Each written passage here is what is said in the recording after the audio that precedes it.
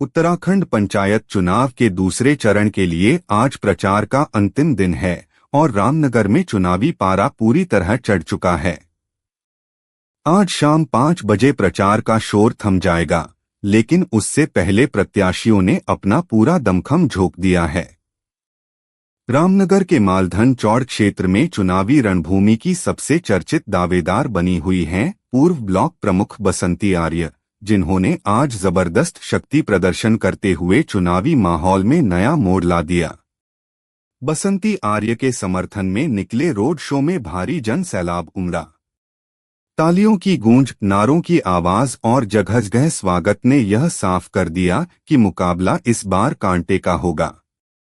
गांव-गांव से होकर गुजरे इस रोड शो में महिलाओं, युवाओं और बुजुर्गों की भारी भागीदारी दिखी, जिससे यह स्पष्ट हो गया कि बसंती आर्य का जनाधार अब भी मजबूत है। राजनीतिक विश्लेषकों की माने तो इस प्रदर्शन ने विरोधी खेमों की चिंता जरूर बढ़ा दी है। हालांकि मैदान में अन्य प्रत्याशी भी डटे हुए हैं और जोरदार प्रयास कर रहे हैं, लेकिन आज जो भीड़ और उत्साह बसंती आर्य के पक्ष में देखने को मिला, उसने चुनाव को और भी दिलचस्प बना दिया है। अब सभी की निगाहें 28 जुलाई को होने वाले मतदान पर टिक गई हैं, जहां तय होगा कि क्या बसंती आर्य दोबारा जीत की राह पर हैं या कोई नया नाम इतिहास रचने वाला है।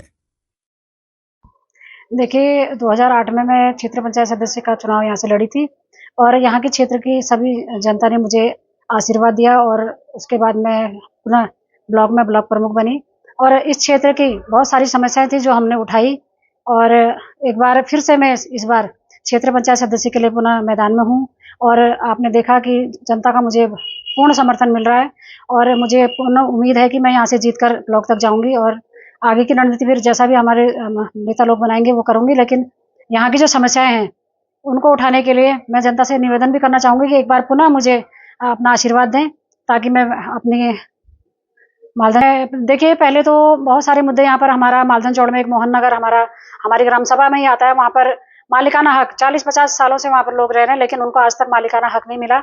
उसकी लड़ाई हम लोग एक बार जीतते हैं तो पहले भी हमने ये मांग उठाई थी कि ना मालिकाना हक मिलना चाहिए, क्योंकि सरकार की जो भी योजनाएं आती हैं वो सरकार द्वारा ये कहा जाता है कि जो सरकारी जमीन है, पक्की जमीन वाले हैं, उन्हें दिया जाए।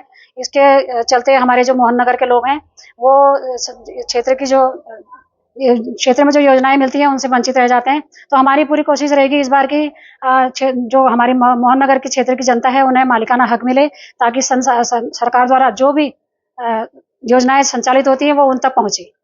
मालधन चौड़ में ही देखिए हमारे एक जल संस्थान है और विद्युत उपकेंद्र है, लेकिन वहां जाने के लिए सड़क नहीं है। तो मेरी कोशिश रहेगी कि हम अगर जीत के जाते हैं तो इस सड़क बनाने की हम कोशिश करेंगे। और दूसरा, नालियों की निकासी। न बरसात में ये हालत हो जाती है कि जो गंदा पानी नालियों में बहता है वो लोगों के घरों के अंदर घुसता है। तो हमारी कोशिश रहेगी कि इस बार हम इस नाली की निकासी के लिए प्रस्ताव भेजेंगे और इस नाली की निकासी को करवाएंगे ताकि लोगों को जो गंदगी उससे निजात मिले। तीसरा, हमारे यहाँ पर कूड़े की कोई व्यवस्था नहीं है। बीच में एक बार कूड़े की गाड़ी यहाँ पर लगी हुई थी, लेकिन 1 महीने करीब वो गाड़ी यहाँ पर आई, उसके बाद उस गाड़ी का कोई अता पता नहीं वो कहाँ गई और सारा गंदगी कूड़ा सब ड्राम पे फेंका जाता है, उससे बीमारियां फैलती हैं।